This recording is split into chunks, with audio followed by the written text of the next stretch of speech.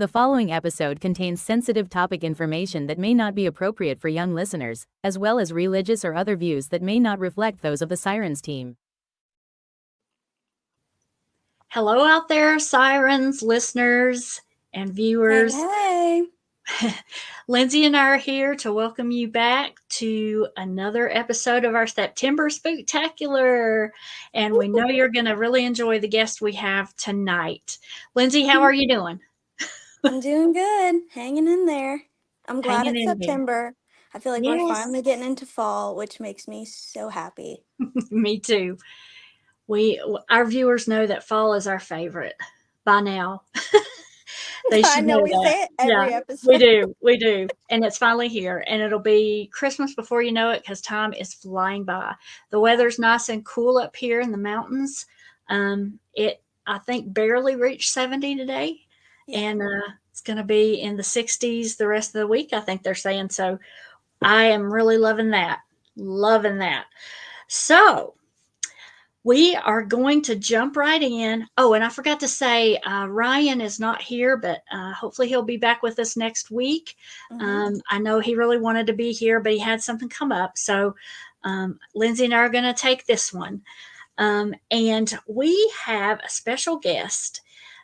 His name is Zach Bales, and he is the Paranormal Roadtripper. And so who is Zach? I'm going to tell you a little bit about him, and then we're going to bring him in and introduce you.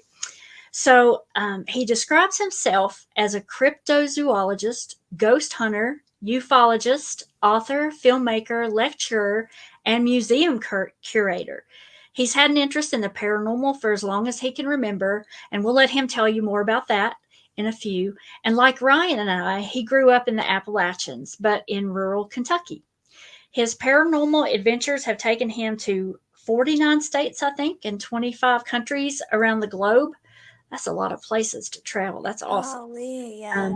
He's written about many of those encounters in his books, The Amateur's Guide to Ghost Hunting, The Expert's Guide to Ghost Hunting, The UFO Chaser's Atlas, and The Bigfooter's Atlas, which was recognized, by the way, as the Book of the Year in December 2020 by Lauren Coleman's International Cryptozoology Museum in Portland, Maine. And he's pursued a career in the study of English language and literature. He obtained a BA from Eastern Kentucky University and an MA from the University of the Cumberlands. And he spent nearly 2 decades in a position in secondary English education. And in October of 2020, that must have been a good year for Zach. It says he was recognized as the Kentucky Teacher of the Week. Now, he and his wife are regulars on the convention and festival circuit throughout the U.S. He's been featured in television, film, and a number of nationally syndicated radio programs. And in addition, I thought this was very interesting. Bales opened Paranormal Roadtripper's Nightmare Gallery in Somerset, Kentucky 2 years ago, and we're curious to hear about that. And so with that, let's welcome Zach Bales to the podcast. Hi, Hello. Zach. Hi. It's nice to be here. Yeah, thank you for having me on the show tonight. Yeah. Yes, thank you for being our guest. We appreciate you giving us some time. Now, we are thrilled to have you, and I know our listeners will be as well. Before we jump in with some questions, did I leave anything out in the intro? You're a busy guy with a family too, right? And a lot of irons in the fire. So feel free we try to stay busy as much as we can. Yeah. Is there anything that you in particular would like to highlight, maybe that I left out about yourself or your family that'll help our listeners get to know you a little better? Well, as you were mentioning a minute ago, I've written several books about the unusual, the unexplained, and the otherworldly. That's the term I use for these different phenomena from all over the world. But I've actually just finished a 5th book called The Atlas of the Unexplained Mothman. And it will be released in the coming weeks, actually. As a matter of fact, the Mothman Festival, the 2024 Mothman Festival, will be the grand premiere, I guess. So that's awesome. That is awesome. That festival's on our bucket list. We were going to go, but we didn't make it. We're not going to make it this year, but maybe next year we can go because we love Mothman. Yeah. Well, I'm hoping that this book, I've collaborated with a lot of locals there in the Point Pleasant. I'm not from Point Pleasant. I'm Mhm. from Somerset, Kentucky. So Mhm. it's about a 3 hour drive from Point Pleasant. But I treat it kind of as a second home. Me and my wife spend a lot of time up in Point Pleasant, and we've gotten to know a lot of the Nice. locals, Mhm. especially a number of them who were alive back in the Mothman saga, back in the flak from the Oh, Wow. 1966, 1967, and we were able to pinpoint the exact locations, the exact coordinates to where many of the iconic, the legendary locations from the Mothman saga, where those places, those locations were, where these events took place, right mhm. down to the exact coordinates on many of them. To my knowledge, this is the first time that's really been done. Mhm. It took a really kind of pulling everybody together, a lot of resources. Sometimes, unfortunately, with the passage of time, things have been lost along the way, Yeah. and a couple of the important figures in the saga, well, more than a couple, have passed away over the years. So in many cases, we were relying on the children and even the grandchildren of some of the principal players in the Mhm. Mothman saga, and Wow. between them and the team we had on board, we were able to pinpoint really the exact locations where many of the iconic moments from the saga took place. That is so neat, and it's great that you're gonna be premiering your book at the festival. That's Yeah. really awesome. Are you gonna be, like, speaking? Um I'm not going to be speaking this year. They have kind of a rotating sort of Gotcha. number of guest speakers that they have, Mhm. and usually it's on like a 2 or 3 year rotation. And I'm in the rotation, or at least I was, unless they kicked me Uh-huh. off, which I hope not. No. But I've spoken twice. I've spoken, I guess it was 2019 and 2022. So hopefully I'll be up on the 2025 rotation. But Yeah. we'll see. Uh, That'd be they always great, try to yeah. keep it fresh. I can't blame them. They're always trying to invite different True. speakers from Yeah. different areas and Mhm. bring up some new information. They want to keep the festival fresh and new. Well, that's great, and congratulations on the new book, and that is, Yeah. like Lindsay said, that's a topic we've delved into, on the podcast. I think it was our first season that we did that, and, it's just Yeah. we were really interested in that, and so, we'll definitely be promoting that for you, your books and Appreciate that one that. along with it. Um, so, um, I'm gonna give it over to Lindsay and let her ask any questions that she has, and then I'll piggyback off of hers. I would just absolutely love to hear more about your museum. Did you say it was called the Nightmare Gallery? Yes, I tell you, for many years, my wife and I have been traveling, Yeah. sort of always seeking out locations that are unusual. Always trying to, anytime we hear about a ghost story or a UFO sighting or anything kind of unusual, we like to take off and Yeah. investigate those things for ourselves. That's one of the reasons we refer to ourselves as the Paranormal Roadtrippers. Our travels have taken us all over the United States and beyond at this point, to 28 countries spanning the globe. Oh, But Holy cow. throughout the travels, anytime we encounter anything or visit a location that's a little strange, a little eerie, we're always trying to bring back bits and pieces of the legends that we encounter back Yeah. home. Well, after mhm. doing this for many years, we started to realize that we could just hoard this folklore and these tales and all these little souvenirs and whatnot, like a dragon hoards gold, or we could allow for people to take a look at it themselves. And I'm a kind of a folklore guy. I always have been. Oh, I actually yeah. teach folklore in the local high school here in Somerset, and I'm always telling students, if we don't strive to share our folklore, to keep our folklore alive, then sooner or later it's going to disappear. Yeah. Or it's going to, Mhm. die completely. And to me, that would be such a shame. So we Yeah. opened the Paranormal Road Trippers Nightmare Gallery as a location where not only can we keep a lot of the local legends, a lot of the lore, the folklore under one roof, but we could also highlight some of the odds and ends that we've picked up over the years throughout our travels all over the country and beyond. That is so cool. And now, in your gallery, what would you say is, I guess, the most intriguing item that you have? The most intriguing item in To the you, gallery. to you. Of course, I mean, all of them are probably intriguing, but to you, in your opinion, what's your favorite or most intriguing thing that you've been able to display? Well, we highlight all things that go bump in the night. So not just some of the ghost stories that Yeah. the Appalachia is rife with, but we also highlight some of the cryptozoology, the Yeah. cryptids that are said to roam the hills and hollers of Mhm. Kentucky. We also highlight UFOs, many of the famous UFO encounters around the state. And on top of that, we're big fans of horror movies. And we Oh, have yeah. plenty of displays over horror movies as well. So we have a number of different avenues. So depending on, I guess, who you ask and their interests, I guess it would differ. I guess what the most interesting piece is. But to me personally, I got my start in this field of research in the unusual, the unexplained, and the otherworldly, like I was talking about earlier, in the realm of ghosts and many of the local ghost stories that we have here in our area. And that's what I started exploring first. That's what I started writing about first. And so to me, the most intriguing aspect of this field of research is the paranormal, is the ghost Mhm. stories, because I feel like the more people I talk to, the more ghost stories I hear. Even people who don't believe in ghost stories. You know, when you Mhm. talk to these people, you get them alone, suddenly they drop their volume a little bit and they'll say, all right, now that nobody else is listening, I'm going Yeah. to think about what happened to me. So I've always Yeah. been fascinated by ghost stories because of that, because it's such a universal thing that so many people have, experienced themselves. That's my in my wheelhouse more than the others. But there is an item in our museum for the past 20 years of conducting this kind of research. People have sort of come out of the woodwork throughout our travels, and they've told me things like this. They've said, Zach, I've got something in my home, an object that I'm not really sure I want to have in my home Mm. anymore. I think it might be haunted.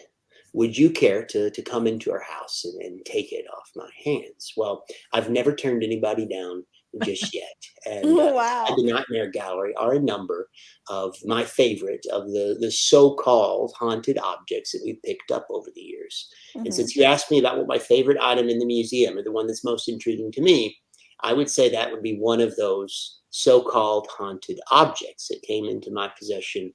I guess it's been almost 8 years ago, um, which I'd be happy to tell you about if you'd like me to. Oh, yeah. Yes. Oh, yeah. I teach, as I said, I teach at the local high school here in Somerset. Well, about 8 years ago, I had a student who, um, I don't know if he believed in ghosts. He liked folklore. He listened to my stories. My students are always asking me to tell ghost stories, and trying to get their Yeah. high school teacher off track. Kids are good at that, I feel like. Well, Oh, yeah. I always tell my students, on Friday into class, last 10, 15 minutes, I'll tell ghost stories.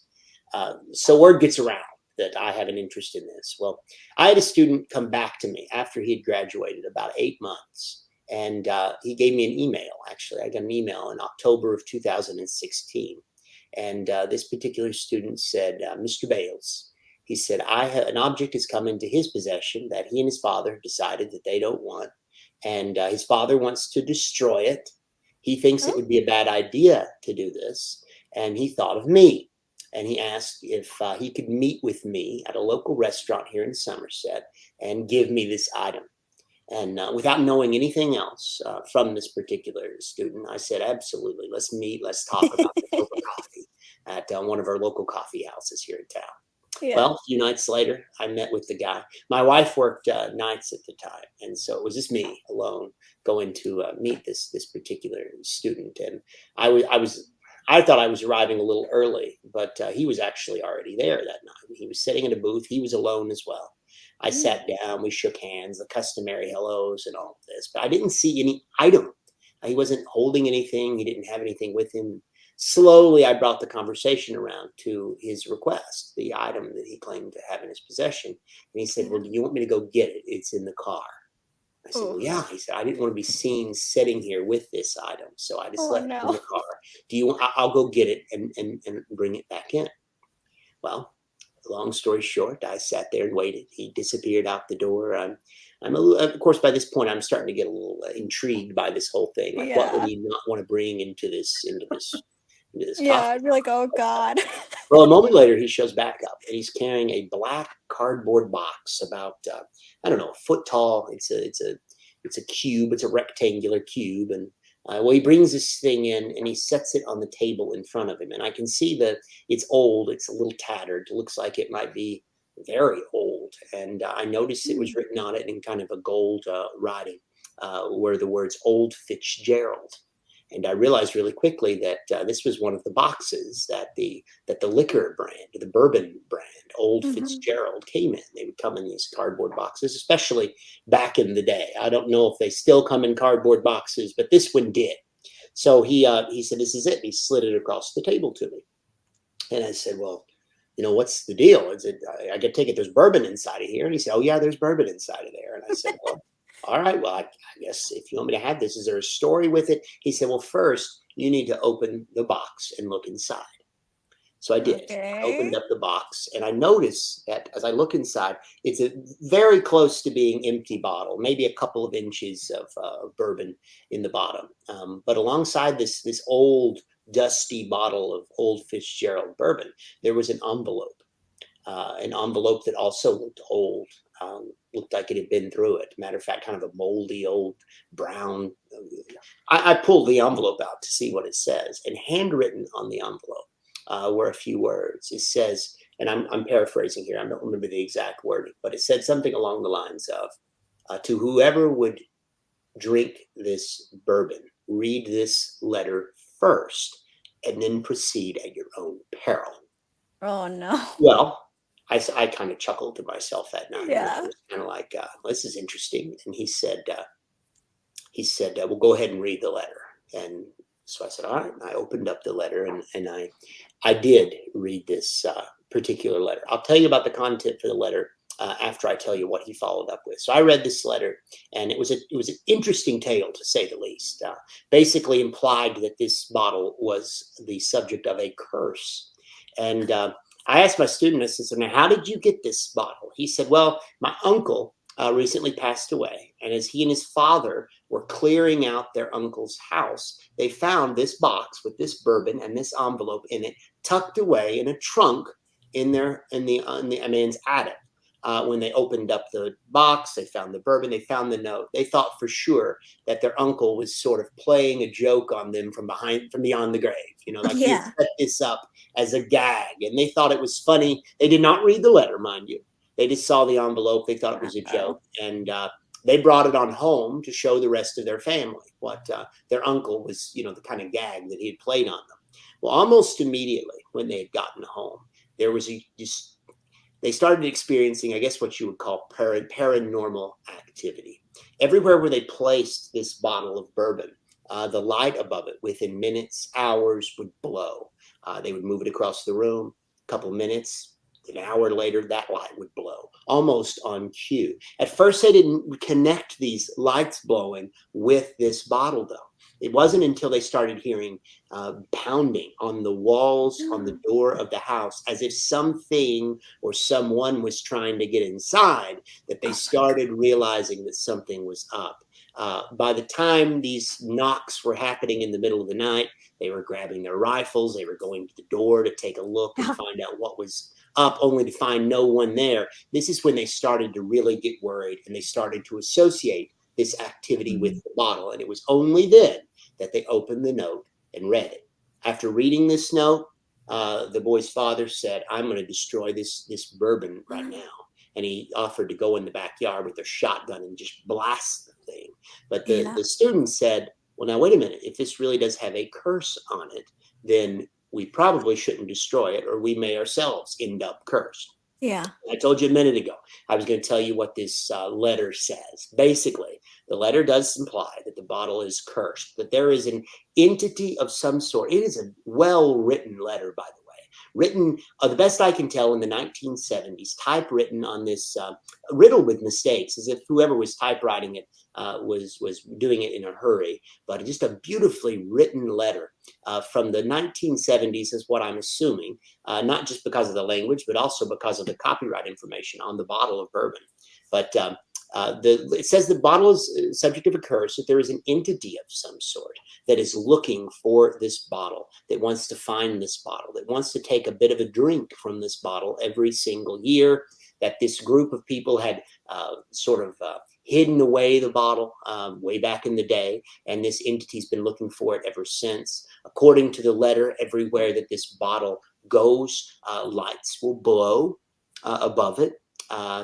This entity will come to houses and bang on doors. Basically, what the letter said was exactly what was happening to these people, this student of mine, and they didn't realize it because they hadn't read the letter yet. Well, at the very end of the letter, it says, whatever you do, don't drink the bourbon. Whatever you do, don't drink the bourbon. That one person had done this back in the day. I kid you not. If you want to see the whole thing, because I've reproduced the whole letter in its full, it's in our museum here in Somerset. But it scared them, scared the heck out of them. And they wanted to be rid of this bottle. And so the father said, I'll blast this with my shotgun. And the son said, absolutely not. Not a good idea. If there really is an entity, some dark entity looking for this bottle, and we destroy it, he might start looking for us. Yeah. So he said, well, I had this English teacher a couple years ago, last year. Maybe we can give it to him. And so that's how it ended up on the table at the coffee shop. The student was waiting patiently for me to read this letter. And when I'd finished, he said, so what do you think? I said, well, it sounds like an interesting story. I said, now you found this in the attic. He said, yes. He went through the whole thing, told me all the activity they'd experienced. He said, we just want to be rid of this. Do you care to take it off our hands? And of course, I'm the kind of person that absolutely I'll take it, because if for nothing else, I want to see if I can experience some of the paranormal activity too. Because I'm one of those people that have to know. Other people say, I saw this ghost in this hotel at this time of night.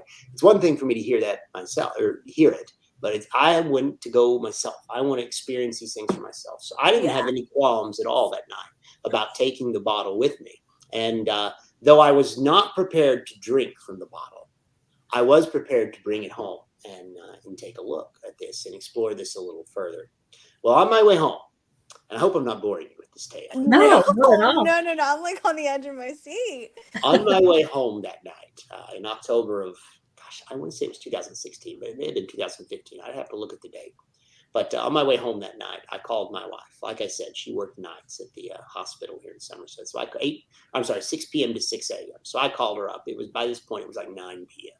And I said, you're not going to believe what I have in the car with me. And she said, what is it? And I went through the tale.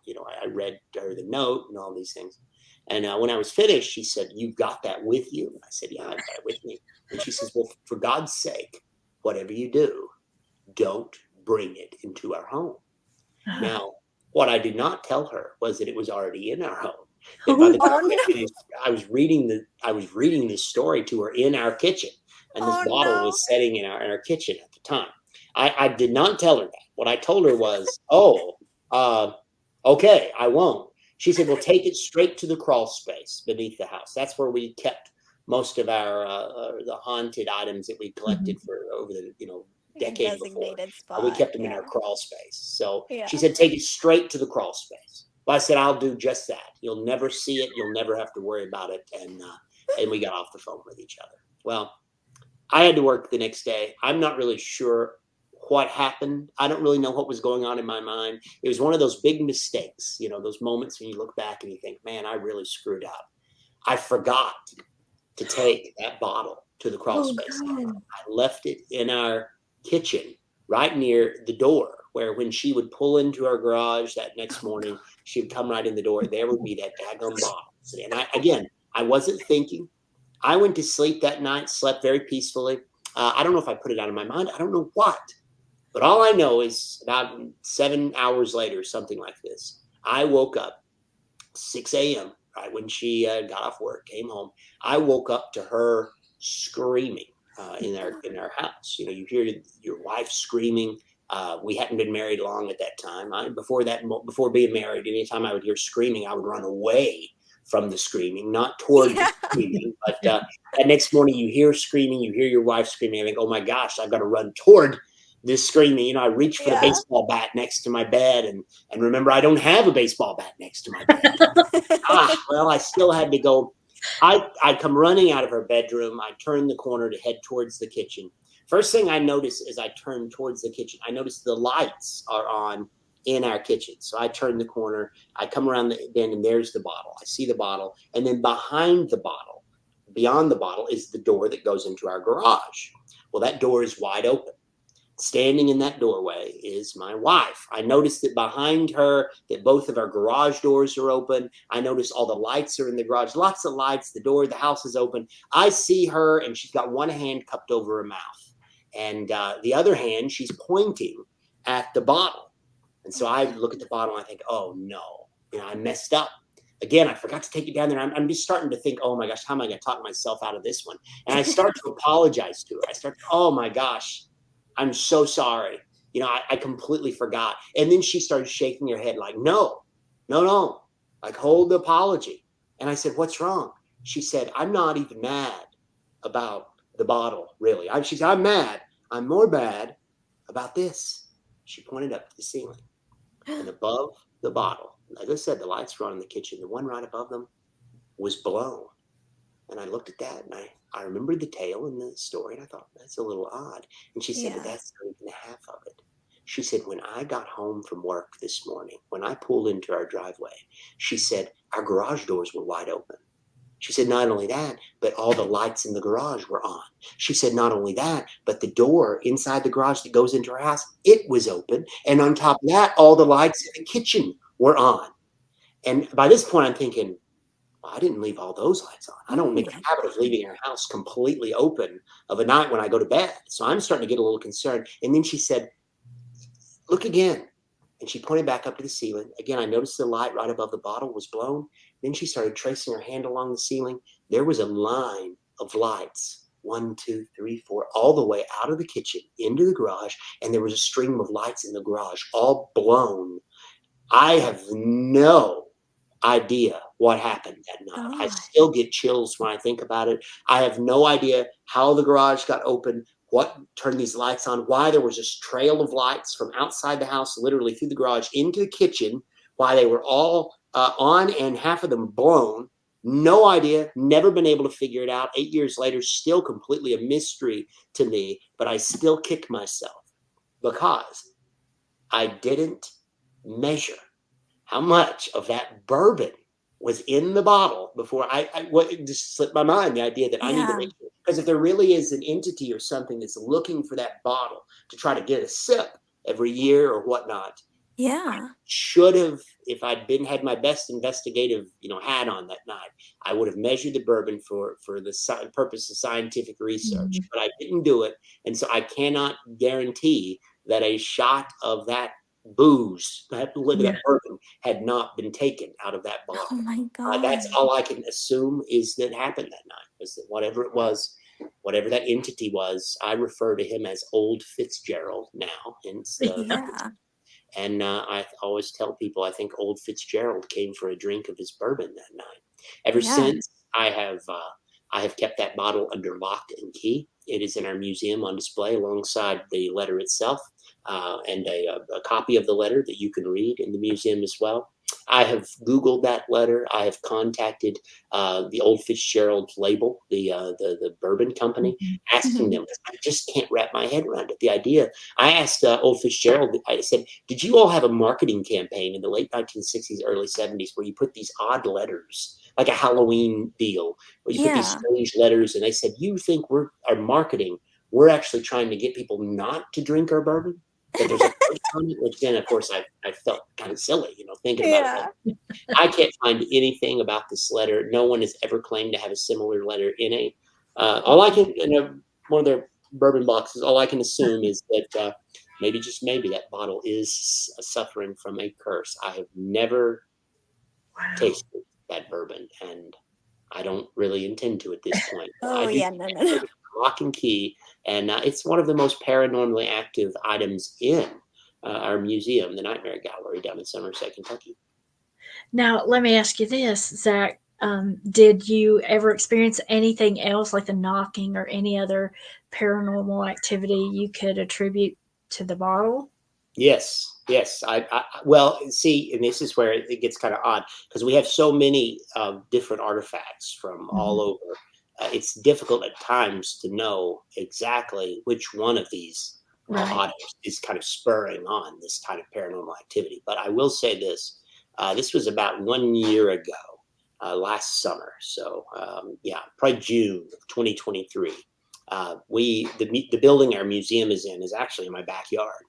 We built a building with looks like a garage on the outside. Until you get inside, you realize that it's a museum itself. But we built this building with the idea for the museum in mind. Above it, we had put like a man cave, you might say, because again, my wife, her schedule changes all the time, so I always felt bad about like watching TV and stuff. In the summers, I'm off school and she's doing her thing, so I'll go out there and watch TV of an evening in the summer months. Well, last summer, June 2023, I was upstairs in this this man cave, for lack of a better term, and I was watching a horror movie. I think the newest Insidious movie was about to come out, and I'd never seen all of them, and I was determined to catch up. So I was watching, Yeah. like, I don't know, part 3 or something, and about halfway through, it was getting to a very memorable scene. I did not ever finish this movie, by the way, because of what happened. Something happened, and I never restarted the movie. I need to go back and watch it. But I was watching. It got to a particularly scary scene, a girl in the bed knocking on the wall or something. I don't recall. But Yeah. long story short, I started hearing downstairs. So our museum is one portion of this building. There's a staircase that goes out of the living area down and comes out the side of this house. So there's 2 ways in. One way directly through the museum and one way through the side that will take you upstairs to where I was sitting. Well, I started hearing what sounded like, and I always lock myself into this place. I always, when I go up there, I hate to be surprised. So I lock the door behind me when I go upstairs. This is an old habit, I guess. Well, that night, as I was watching this particularly scary scene of Insidious, I started hearing something at the foot of the stairs on the other side of the door. I started hearing what sounded like a person violently trying to get in to that building. It sounded like the door rattling, twisting, turning, pounding, not knocking. It was as someone had a hold of the doorknob itself and was just yanking and pulling, and you could just hear the whole door rattling. Well, it was so loud. I heard it upstairs. I paused the movie. I mean, my heart was racing at this point, and I was kind of like, what in the world is that noise? And I paused the movie. I still hear it. Bang, bang, bang, bang. I mean, rattle, rattle. It scares me. I get up. I go to the foot of the top of the stairs, and I shout down. I say, who is it? Because, I mean, it's one of those moments. I've got to do something. I can't just sit up. Yeah. So I say, who is it? What's going on? What is that? About the time I start shouting down the stairs, the knocking stops. So the door completely still by this point. I pause for, I don't know, 3, 4, 5, 10 seconds. And I try again. Who is it? I shout again. No answer again. So I'm still kind of nervous. I don't want to go down there. Don't know what's out there. We do have, however, all around our building, around our house, inside the gallery, we have security cameras. We have motion sensor cameras. And unfortunately, at that time, I hadn't hooked it up to where I could watch them on my phone, but I knew my wife did. She had all that geared up to her phone. So I thought, well, should I wake her up? Should I see what's going on? And I thought I better, because I'm not going to want to leave out of this place if there's some evil ear outside. So I called her up and I woke her up. She, hello. And I said, you're not going to believe this. I think there's somebody trying to get in here out here. Could you check the cameras? So she puts her phone on speakerphone. She starts looking back, and she goes camera to camera, rewinds it back 5, 10 minutes straight through the whole ordeal. Not a single camera inside the gallery, outside the house. We had one right above that door going into that place where I was at the bottom, going up the stairs. We have a camera right above that door facing right down. Nothing.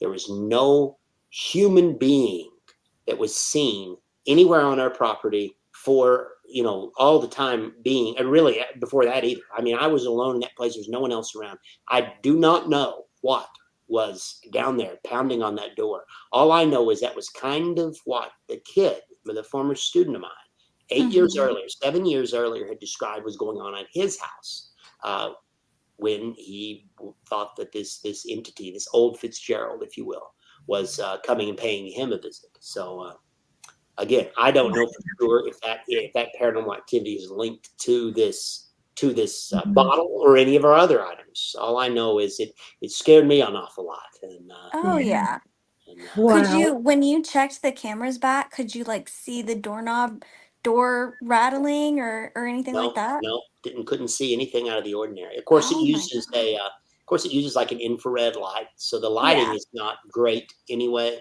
And it Yeah. was dark out there. I mean, it was not. I didn't have out exterior lights on or anything, so it was just working on that infrared light. That's again, it was inconclusive. I'll just put it like that. I couldn't see anything, no, that would. But I do Mhm. know for a fact that something or someone was trying to get in that door, because not only was it loud enough that I heard it to pause the movie, but it kept going on as I walked around to the top of the stairs, and until I shouted down, it sounded like a person was trying to get in there with me. It Oh made me my. happy that they locked the door. I'll just put it like that. Yes. Yeah. Oh yeah. So, Zach, if someone were to want to come by the museum, how would they go about that? Like, when's it open, and tell people how, if they would like to come by. Yeah, We when can I are come? Because I want to go. we are located in Somerset, Kentucky. Our name is Paranormal Roadtrippers Nightmare Gallery. Now we are by appointment only at the Okay. Nightmare Gallery. I say Okay. that because I work at the school, my wife works at the hospital, and I really want to make sure either she or I are there every Yes. time that someone comes, because Right. I always offer a guided tour. So Mhm. if you go to our website, nightmaregallery.net, there is a interface. We have tours available pretty much every single day of the year. Like today, we had two tour times available, 4 o'clock and 5 o'clock, right when I got home from work today. And we pretty much have that every single day. On weekends, our hours are extended.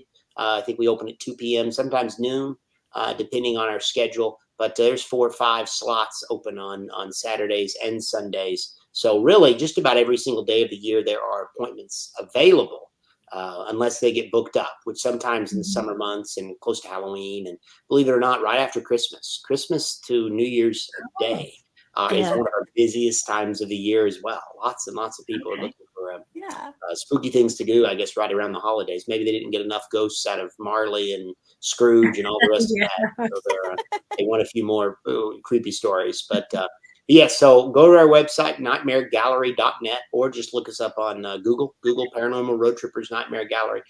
Like I said, I guide all the tours myself unless something comes up, a doctor's appointment, I'm pulled away for some other reason, in which case either my wife or my dad, he started getting into this. He wasn't always a believer, I don't think, in most of this stuff. But I guess if you live right near a nightmare gallery and you hear the stories and you listen to enough people come and tell you, man, I saw something, whether it be Bigfoot or a UFO, and everyone always brings their phones and says, look what I found on my camera.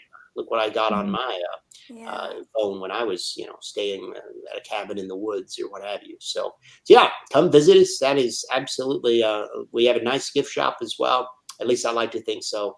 With something for everybody, and it doesn't. If you're not interested in ghosts, trust me. You tell me at the beginning of the tour, and I can cater whatever the interests you have.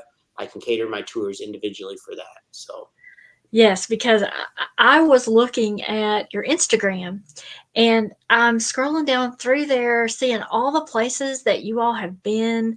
Yeah. And you were talking about scary movies, and I saw that you guys went to the Michael Myers house, and there's a picture of your wife in front of the hedge where Michael was looking out. I mean, it's just really cool. But Lindsay, he's been to Area 51, and just I mean, I was blown away at all the The places whole that. bucket list. Yeah, The whole like, bucket list. He's been everywhere.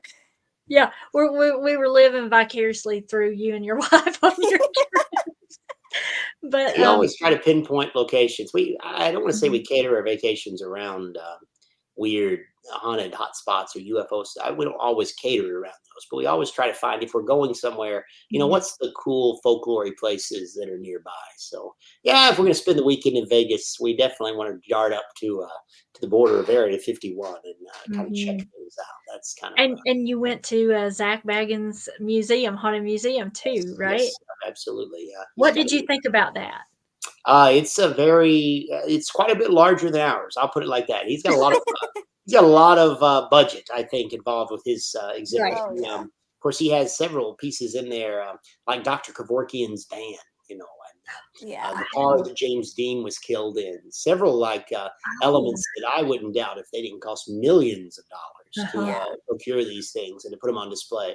But Right. it's very well done. I will give credit. It's a little pricey, but it's a very well done exhibit with again something for everybody. I feel Mhm. like that they even get into the sideshows and the history of some of the performers in circuses and carnival and kind of the creepy aspects of that. There's a Oh, whole yeah. wing of the museum for that. So it's not just haunted objects, but serial killers, and he did a wonderful job. I will give credit. It is a wonderful museum and definitely worth visiting if you're Yeah. ever in Las Vegas and looking for something to do to break you away from the Las Vegas Strip or even the downtown area. Right. It's Right. a wonderful place to visit.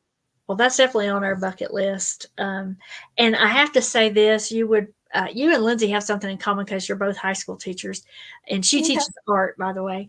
But I can imagine, like, yeah, I can imagine you must be like the coolest English teacher ever. You know how kids, I feel like sometimes that you can't. They're very difficult to entertain. I'll just put it like that. Sometimes Yeah. they just somebody tell them to read a short story or something or a poem. You can never be too cool for kids. They want Yeah.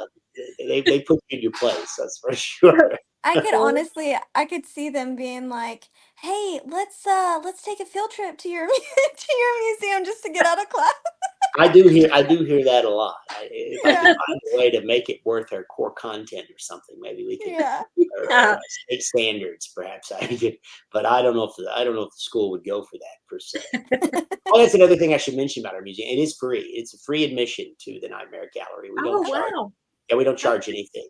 We kind of thrive off our gift shop donations, Mhm. and I don't know. Right. It's hard to put a price on folklore, in my opinion. The Uh-huh. idea Yeah. that not everybody can afford. Well, like the museum we were talking about in Las Vegas, I think it's close to $75 to Yeah.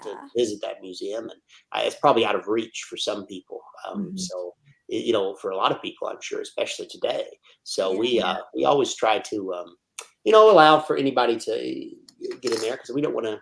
As I said, you don't want to hoard the local folklore like a dragon hoards gold. You'd rather people have a Right. chance to listen to these Sure. stories, hear Yeah. these stories, see these things. That's the most important part. Mhm. Mhm. Well, Lindsay, did you have any other questions I before I do. wanted to backtrack a little bit? I do. I'm kind of dying to hear about your Area 51 experience. Was it one of those things where you kind of drove past, or were you able to go? I mean, obviously you didn't go on the base, but what happened? I'm dying to know. Well, it's very off the beaten path. I'll put it like Yeah. that. You have to leave. One highway leads to another, and before long, you're on dirt roads, very poorly marked, poorly graded dirt roads. Yeah. Matter of fact, the border there are two ways in to Area 51 on roads, at least. I guess people have gotten in trouble over the years, sort of hiking over the mountains and Mhm. whatnot. But there are two Uh-huh. main roads in. One that is closer to the little town of Rachel, Nevada than the other.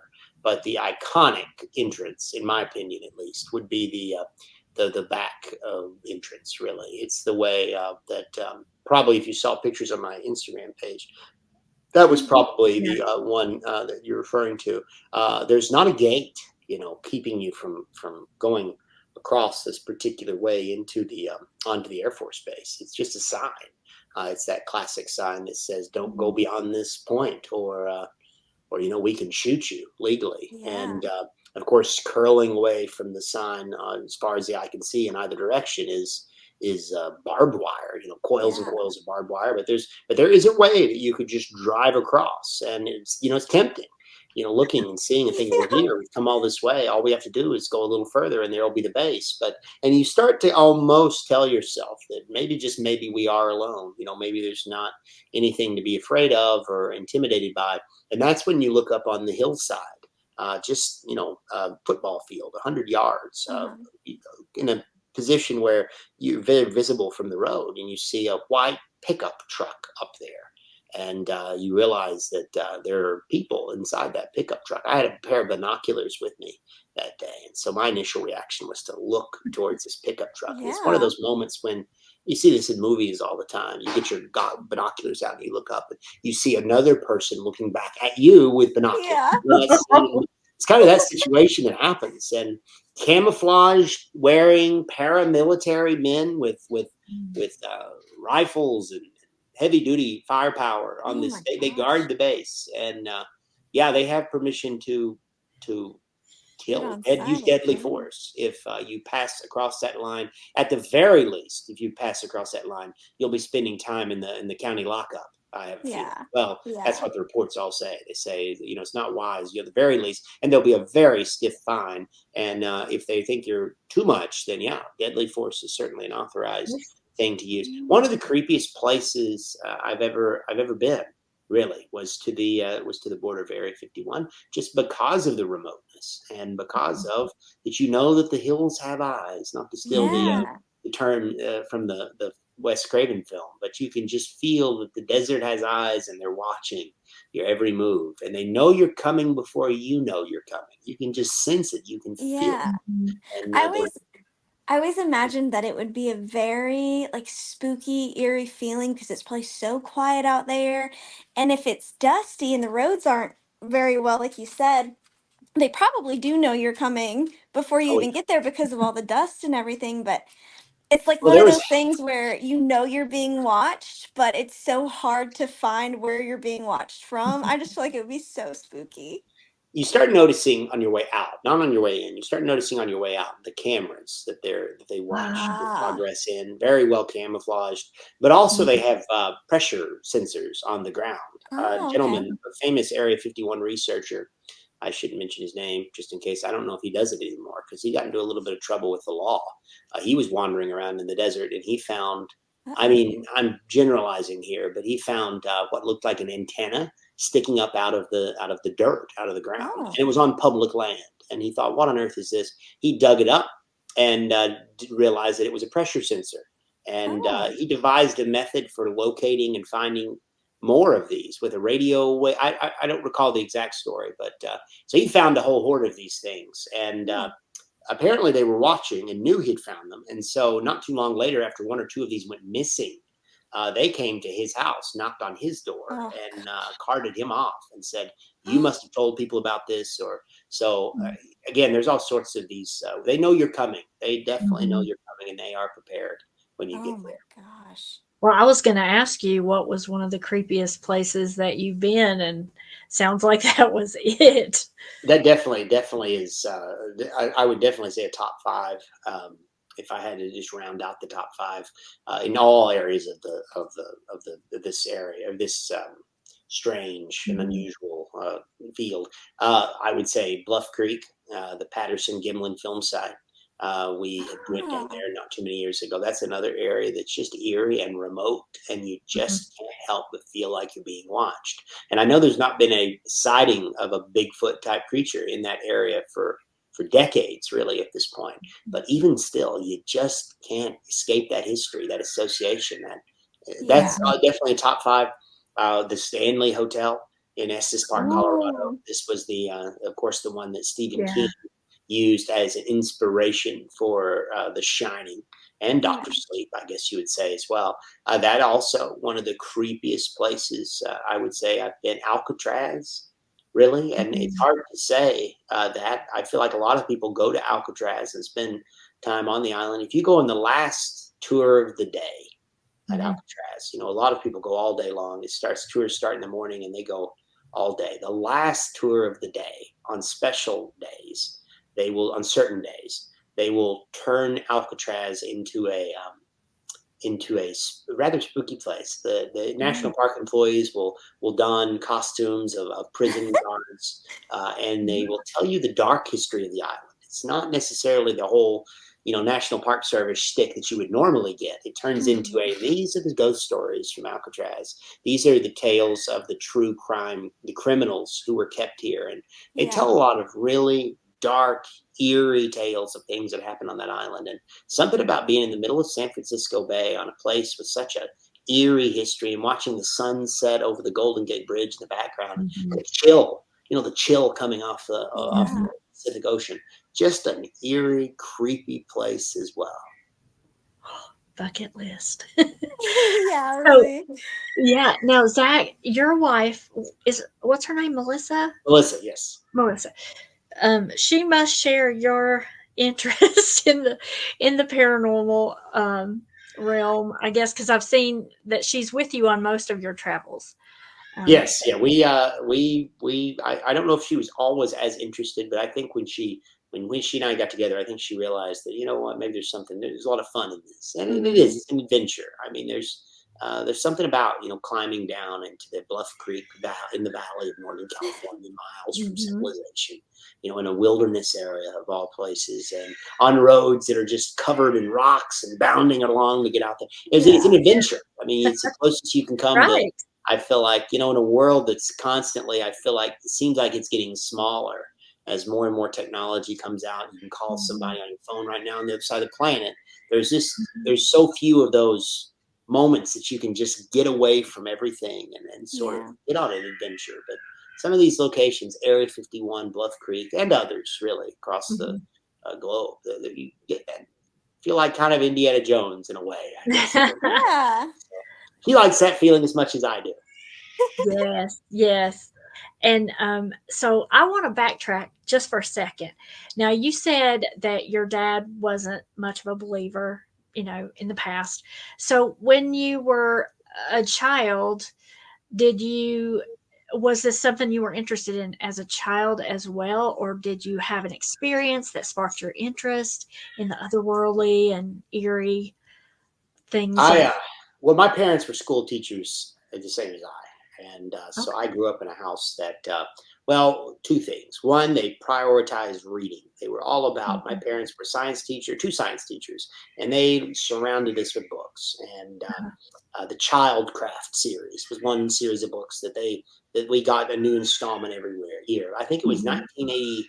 It's either 5 or 86 that they released an installment of Childcraft called Mysteries and Fantasies, and it was a book dedicated to all things that go bump in the night. There's a section in Mhm. there on Bigfoot. There's a section on UFOs and ghost lights and all Oh, sorts of Loch cool. Ness monster, and that was the Childcraft that interested me more than any other growing up. Mhm. Like I read that one again and again, cover to cover, and so that was the first thing my parents did to kind of instill in me this sense of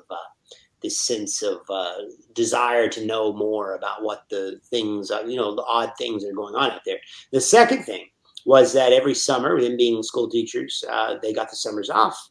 Me and my brother were off for the summers as well. So we would dive into the back seat of our car and we would go on family road trips. And we would drive, Fun. like one summer, we would drive from Somerset, Kentucky to the Grand Canyon and back. And the next summer, we would go to Yellowstone Park and back, and California and back, and Maine and back. Well, every time we would go on these trips, I would always, you know, try to think about interesting places we could go along the way that would associate with that book.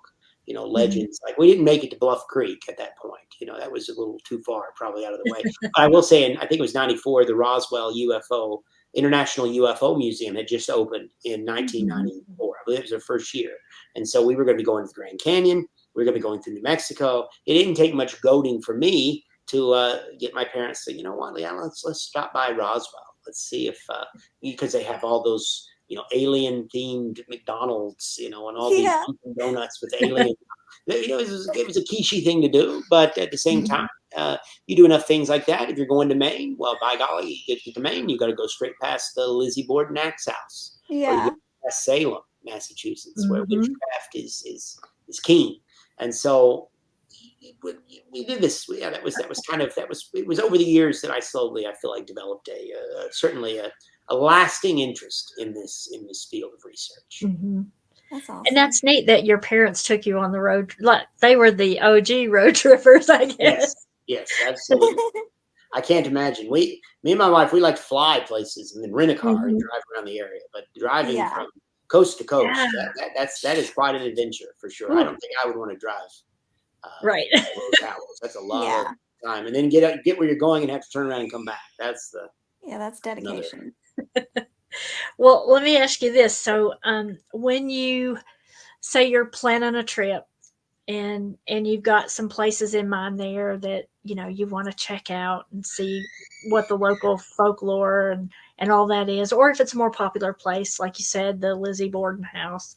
Um, do you guys plan out like, okay, this is how long we're going to stay, or do you kind of allow yourself a little bit of leeway in case you get to a place and you just keep finding more and more stories?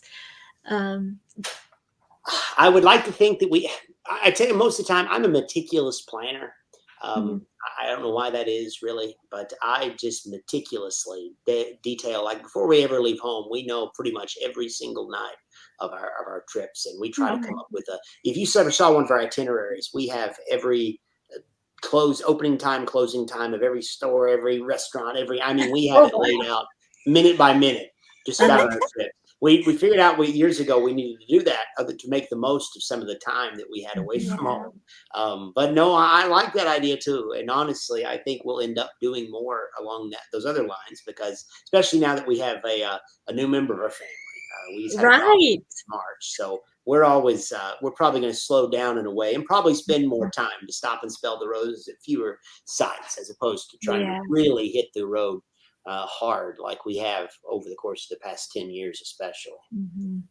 So you have a Yeah. little road tripper now. Yes, yes, yes, we Well, did. Well, congratulations. thank you very much.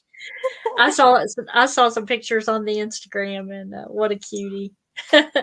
We like There's it. nothing like it. I No, guess yeah, you got another one following in your footsteps, maybe. yeah, that would be great. We'll definitely, she'll definitely. We're going to take her to some pretty spooky places. I have a feeling Yeah. we just have to tell her that not to be too scared, even though I don't know, Right. a little bit of fear. I feel like it's a good thing sometimes. I Yeah. chase that chase that moment where things are a little eerie. That's kind of what we do. Mhm. Well, I know that you and Melissa have gone to, a lot of the conferences and stuff around the country. And I think I read somewhere that you're going to be at Scarefest in October in Lexington, Kentucky. Is that right?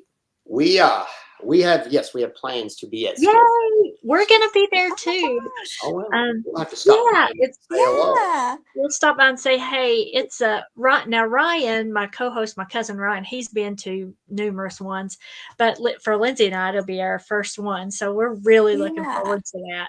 Yeah, Um, it's a well done event. Scarefest is one of the absolute best horror movie conventions that mhm, we've ever been to, and we've been to many of these types of mhm. events. Oh, There's good. actually one down your all's way that started, or down. I don't know who's from Bristol.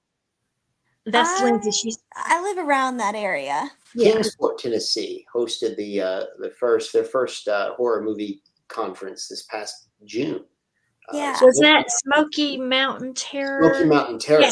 Smoky Yeah, Mountain. yeah, Ryan yeah. went to that, and that's where he. I think maybe he might have come to your. You were there, right? Oh, where'd he go? His internet might have kicked him off. I can edit this out. That's okay. Okay, let's see if he gets back on. He Do I should need to be able pause to. it? No, it should be okay. He should be able to because who was it that we were interviewing? That's right. Yeah. And oh, it was after we did the Nickerson Sneed house. Uh huh. That's And right. the other girl kept getting kicked off, but she could come back in. I hope he gets back in. Yeah, I'd give it a couple minutes, and if not, you can send him a message or something. Yeah. Let's see. Gosh, we've had like the best storytellers on this show. Yes, we have. And We I want to really go to that have. museum so bad now. I know, me too. We'll do that. We'll put it on our list. And maybe a good time would be between Christmas and New Year's for us. Yeah, because that's a good time where it's kind of downtime. You need stuff to do, stuff to fill up Yeah. your itinerary. Oh, here he comes. Okay. All right, let me. Hey. I'm not sure what happened. I cut off there. I'm not sure. That's okay. We can edit that out. We can edit that out. No biggie. I'm glad you were able to get back on. I was like, I didn't know at first, if it was us or. Yeah, I don't know. I just cut off abruptly. I'm not really sure. Yeah, yeah. We were talking about. Meeting at the TerraCon or the Smoky Mountain Yes, Terror. yes, Yes. Smoky Mountain Horror, and and that's where Ryan actually, I think, first heard about you, and he was just Okay. going and getting people's cards and emails, Okay. and So that was he's where. like, Okay. I have a hard yes, time sometimes remembering where we yeah, encountered people. So okay. yeah. Yes. Yes. So and he's coming too, also to Scare Fest. So Mhm. we'll Okay. all three be there, and you'll see us. We'll have our Sirens of the Supernatural T-shirts on I will. I will. for a little bit of free advertising. So, Yes. got to do that, I guess. But I wanted to ask. Now, I saw on your website that you've been to like 49 of the 50 states, and that I Yes. think North Dakota was the one you hadn't been to. That is Now, correct. are you planning to go there? Is there anything there that sparks your interest? That's one of the reasons it's hard to get to North Dakota. I feel like there's just no real good way. It's very out of the way. I mean, I don't Mhm. mean that to be insulting Mhm. to North Dakota, but apparently a lot of people's final state they go to is North Dakota. The Ah. tourism office in Hmm. Fargo, we're having so many people who were coming in there and saying, "I just came to Fargo to get North Dakota and knock it off my bucket list." That they've started actually giving out. I saved the best for last, North Dakota shirt. That's great. And Yeah, they've got that a is. photo op. They had just so many people coming and making these statements that Yeah. was what they ended up doing. And so I have plans. I would like to go get I save the best for last, the North Dakota Mhm. T-shirt at some Yeah. point. But my wife still has a couple states left to get to where she will be on, and then we'll go together. So whenever we get those other last Yes. couple in, I think she needs a couple of New England. So at Uh-huh. that point, we'll go knock North Dakota off once and for all. Wow, that's so fun. Now I know you've been to a lot of countries, 28 you said. What was your favorite? My favorite country to visit. Oh my gosh. Mhm. Well, I'm a big fan of Scotland. Oh, Scotland yes. or the Czech Republic are probably my two favorites, Mhm. just because of the history. There's just such a fascinating Right. history, and they embrace a certain amount of eeriness in both of them. Prague and the Czech Republic are all about alchemy and all sorts of Yeah. things like Yes. that. But I mean, ghost tours in Scotland are unbeatable as well. It's just such a Mhm. fascinating country, fascinating place to visit. Yes, and if Ron were here, I have to give a shout out to him. He would say, "Yes, we are Scottish. We're from the Clan Mackay." So, we actually have had some family members that have traced our family line way back in the Scottish genealogy. So, that's on my bucket list too. I think if I ever get over there, I want to have at least 2 months just to just to Yeah. enjoy Scotland and get off the beaten path. But Yeah, well, it's a um, cool place to visit, and there's all sorts of haunted history in Edinburgh, especially. yes, oh yeah, it just looks like when you see the pictures of the old castles and stuff, it just Yeah, looks like you know and no trip to Scotland's complete without a trip to Loch Ness, Fort Augustus. And you can true. charter a boat to take you out on Loch Ness. There's Mhm, something just fascinating about being out on Loch Ness and knowing all the history. mhm. And a lot of the You boats did have that? what is it? You did that? Yes, oh yeah. You did They it? have Okay. little you can charter boats with little sonar capabilities that scan the How ocean floor, or not the cool. ocean floor, but the lake floor. Yeah, the lake floor. Yeah, That is it's neat. cool. It is definitely cool.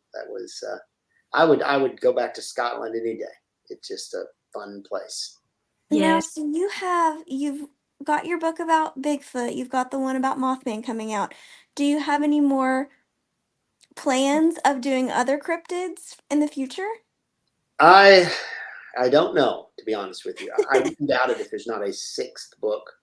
Well, I kind of have a sixth book in the works right now, but it's not Okay, what you think. It's more of a passport of sorts that people gotcha. who come to our museum they can pick up a passport that will take them to all the haunted hotspots and cool places that are spooky all around South Central Kentucky, where our museum is Oh, based. awesome. So that's kind of what I'm pitching is, I guess, my sixth installment. Not nearly as in depth as the others, but number seven, I'm kind of at a crossroads. I'm not really sure exactly. I'm sure there will be one at some point, but the Hmm. past 4 years I've released a book just about every single year. So I might take a year off and Yeah. Yeah, that's a come back lot. swinging with.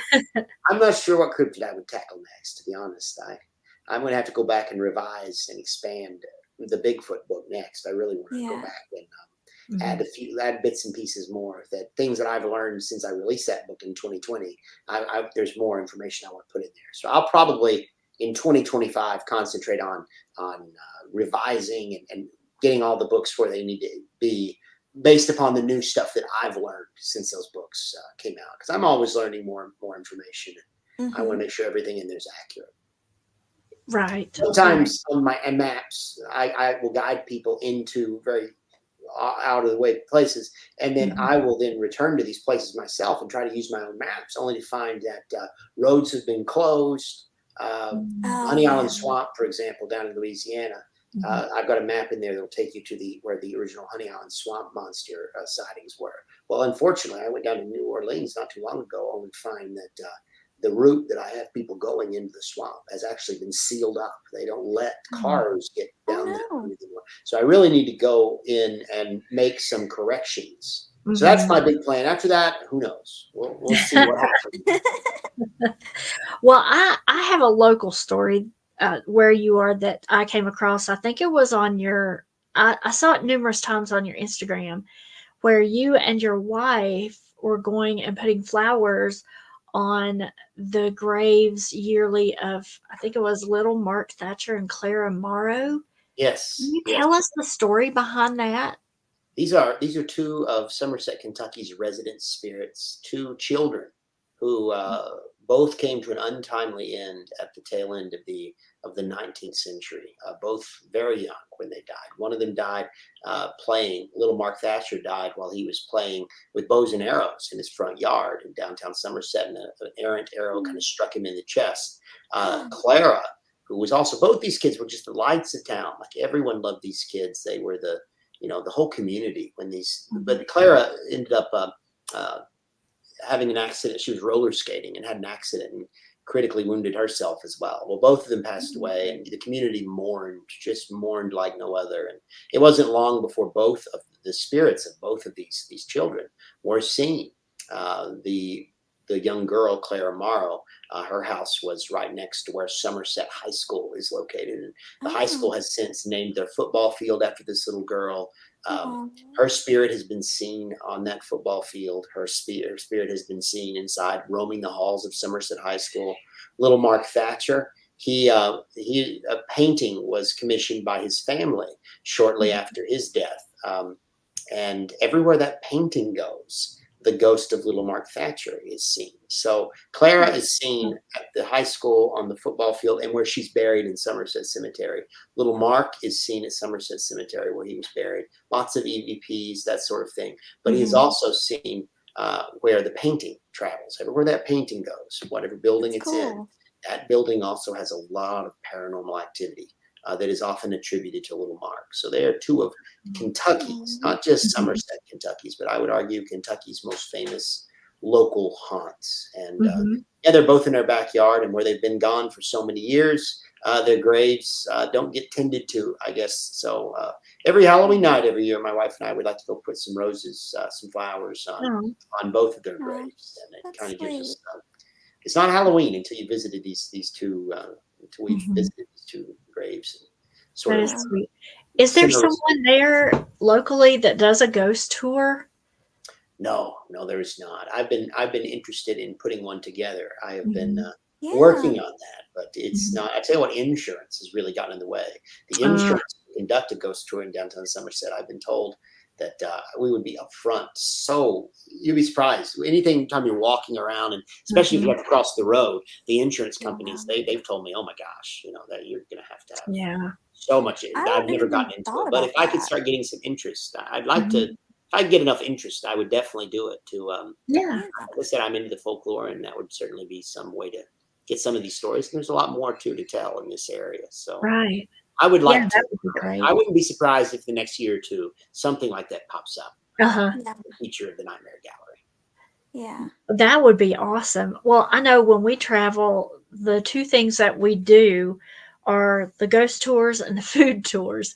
And mostly they're in larger, cities and towns, and sometimes the most interesting stories are off the beaten path in a smaller town, but there's nothing like that unless you go there and you know someone and you talk to them and get the folklore and the stories. So yeah, that'd be really great.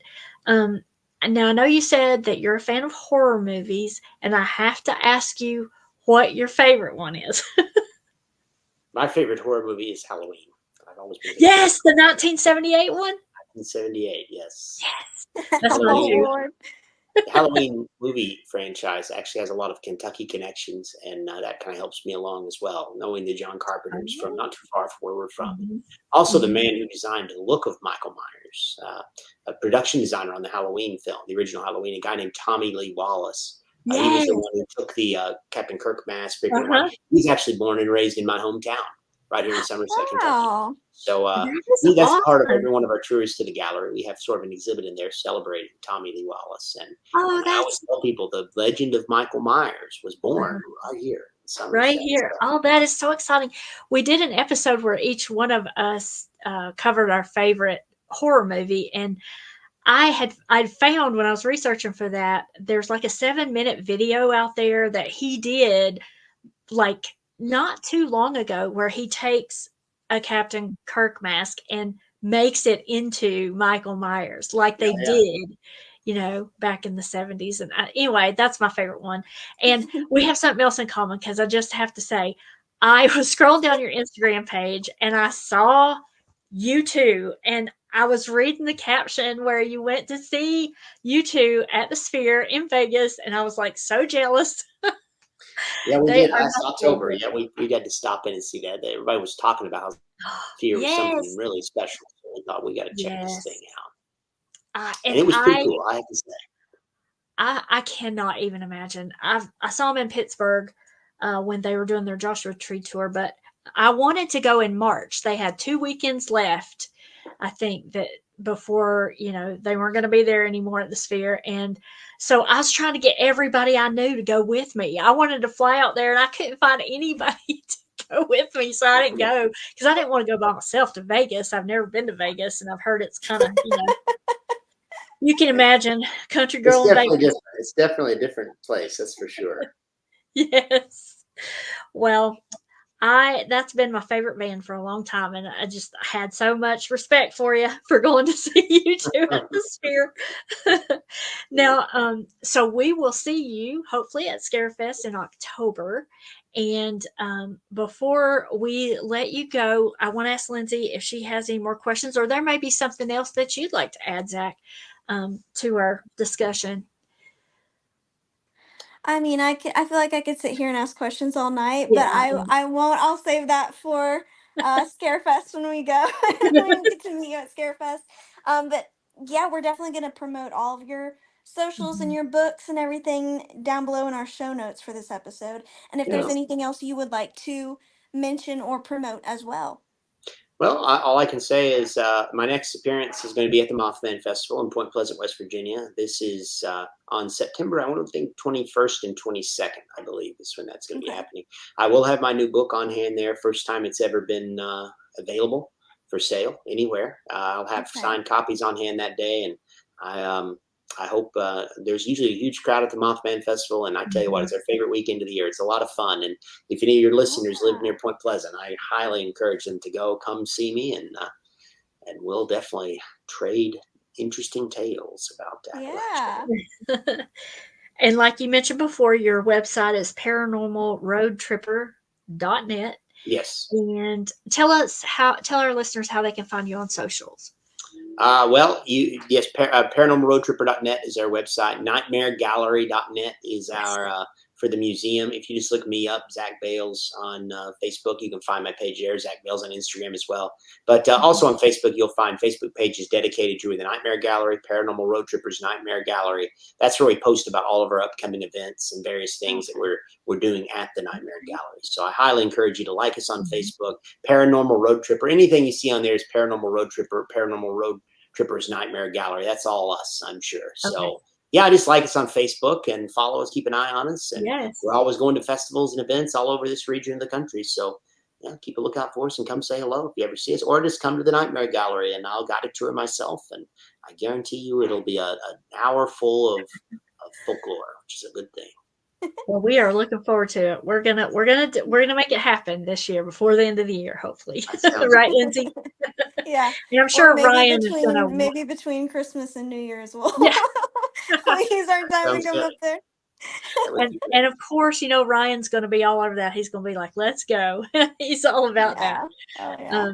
So we appreciate you again so much, Zach, for being on the show. And I know our listeners are going to love it. And Mm-hmm. we just can't wait to say hey in October when we come to Scarefest. And we wish you all the best at Mothman Festival this month. It's in a few weeks. I can't believe Yeah, it's already September. But we thank you again for being no on. problem. Yes, thanks for having me. It's been a pleasure. Yeah. It's been very interesting, and you're a wonderful storyteller. Oh, well, yeah. thank you very much.